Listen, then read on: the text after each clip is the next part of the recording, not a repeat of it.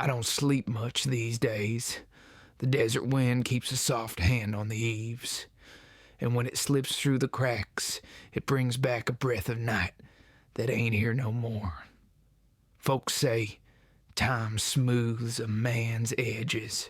Maybe so, but there's a place right under my ribs that never did sand down. A small stubborn scar shaped like a woman who wasn't quiet, and a promise I thought I wanted.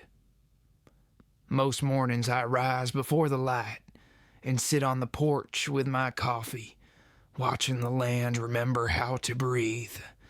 The mesquite draws shadows long as history. The cattle stir slow, as if every hoof still remembers dust that once turned the sky to iron.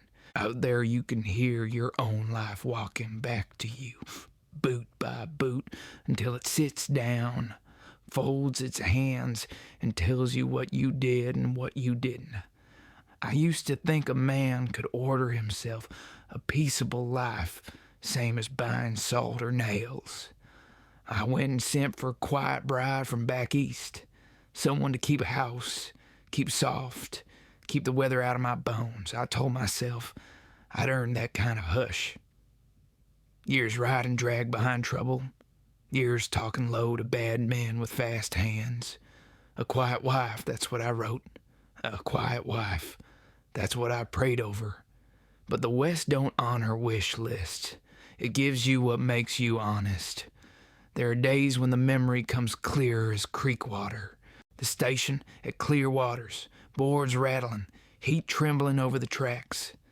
I remember my hat pulled low, my name called once by the clerk, and then her. Gloves dusty from travel, eyes like storm glass. She smiled, small, careful, and something in me tipped like a lantern in wind. I didn't yet know what kind of weather I was bringing home. I only knew my hands felt too big for gentleness, and I wanted to be gentle. A man learns the desert by its silences. Some are kind, some are warning. She stood beside me with her valise, breathing that thin station air, and all I could hear was the future changing its boots. I told myself I was ready for peace. Truth is, I was tired. Tired enough to mistake quiet for healing. I live alone now, mostly. The porch boards are honest with me. They don't judge the way I sit and listen for steps I won't hear again.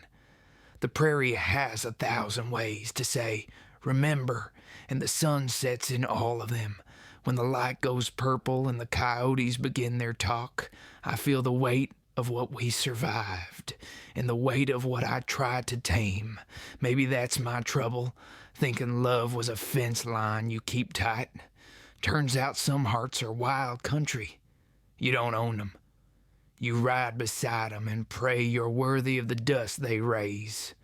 Sometimes, right before dawn, I speak her name into the hush and wait for the desert to answer. It always does. It's as easy now. Tell it true. And I do. Clearwater smelled like hot iron and orange dust the day she stepped off that coach. Folks looked past her at first, the way a town looks past a cloud that ain't rain. But I saw the set to her jaw, the lightning hid behind good manners. I tipped my hat, said my name. She said hers, Eleanor. Soft as a psalm and sharp as a spur. We were married before sundown. A preacher with tobacco on his breath. 2 witnesses who kept their hats on, and the whole sky burning red like it meant to warn us. My hands shook when I slid the ring on. Not from fear of her, from fear I might not deserve what I was asking for. I brought her home by lantern light. She walked the porch slow, touching the rail, the door, the brass of the latch, like a woman learning a new language. Inside I fumbled with the stove, the kettle, anything to keep from staring. Then she turned, unpinned her hair, and every notion I had about quiet fell to the floor. There are certain nights a man folds away and never speaks on. I'll say this much. She met me like the West meets a river, head on, unafraid, certain as weather that takes the roof and leaves the stars. I thought peace would heal me. She showed me fire could too, if a man let it burn honest. Morning came blue as a bruise. I saddled the old mare I used for guests.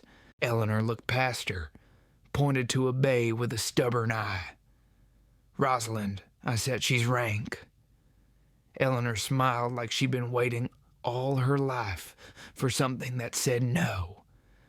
10 minutes later, they moved together like hymn and harmony. We worked side by side that first week, mending fence, counting calves, sorting tack. She roped clumsy at noon, clean by dusk. Mary Hriss from the neighboring spread came by to look us over, let fall a few words about what a lady should and shouldn't. Eleanor only nodded, then rode bareback to the creek and came back laughing, river in her hair. I felt pride settle in my chest, and a pinch of worry I tried to ignore. Then the sky quit us. Wind rose dry and mean. Grass turned to wire, and the tank shrank like old eyes. Garrett, slick hat, slick smile, rode in with papers, and a price he claimed was mercy. I asked for a day to think.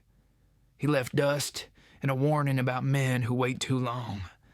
That night, I counted money by lamplight, heard the rafters creak like bones. I told her selling might save us heartache. She set a cup beside my ledger, looked straight through me. "You didn't send for quiet," she said. "You sent for help." The truth of it cut clean. I felt ashamed. I hadn't spoken at first. We chose to fight the weather, not each other. That choice is the memory that won't fade, the way two lives leaned in the same hard wind. Sometimes I think the Lord was listening close just then, deciding what kind of storm to send next. The drought held on like an old debt. By August, the wells were ghosts, and the cattle ribs pressed sharp against hide.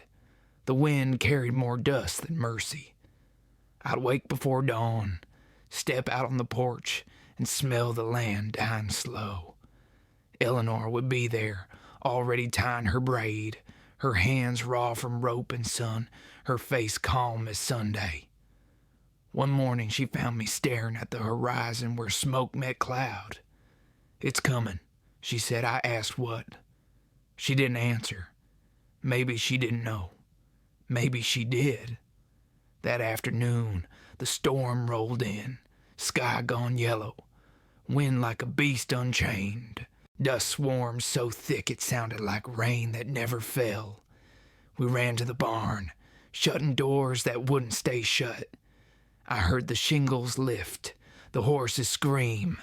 Inside that roar, she gripped my arm. "Don't let go," she said. "I couldn't have if I tried." For 3 days, light was a rumor. We lived in the dark with the sound of the earth tearing itself apart. When it passed, the ranch looked like it had aged 100 years. Fences gone, feed gone, hope thin as a prayer whispered through grit. Garrett showed up again, white teeth under a clean hat, smelling like water and luck. He offered twice what he'd said before, said no woman ought to stay out here in ruins. Eleanor stepped out of the barn, dust in her hair, child in her belly, though I didn't know it yet. She told him plain, "You can buy a ranch, mister, but not a home." Then she shut the door and turned the lock. Garrett's grin soured. He rode off without tipping his hat. That night, when the stars finally came back, I felt the air shift, the way it does when something's been decided by more than just man. I walked out where the pasture used to be, and the smell of the desert after dusk hit me like grace. Eleanor joined me, quiet, tired, She laid my hand over her belly and said, "Guess we're not alone anymore." I don't recall what I said. Maybe nothing. Words felt too small, but I remember thinking how the past don't leave a man. It just circles back in a different skin. I'd asked for peace, and life sent me storm, dust, and now a heartbeat under her ribs. When the first rain finally came, it hit the roof soft, uncertain, like it had forgotten how. We stood outside, let it wash the dirt from our faces. She tilted her chin up, eyes closed, lips moving like a prayer I couldn't hear.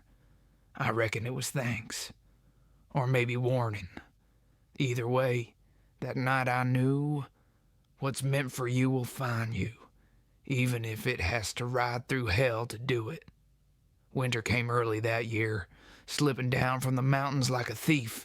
By then, Eleanor was heavy with child, her steps slower, her laughter quieter, but her eyes still burned like they were made of some desert fire that never learned to die. We built back what we could, fixed fences, saved calves, buried the ones we could. The land looked worn but alive, same as us. Some nights she'd rest her head on my shoulder and talk about names. She liked hope, said it felt like something you could hold, even when your hands were empty. Then one morning, clouds gathered strange and low.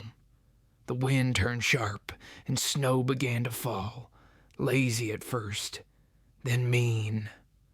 I'd seen blizzards before, but this one came with a purpose. By sundown, the world was white and blind. I lit the lamps, checked the doors. She gripped my hand and said, "Calm as you please. It's time."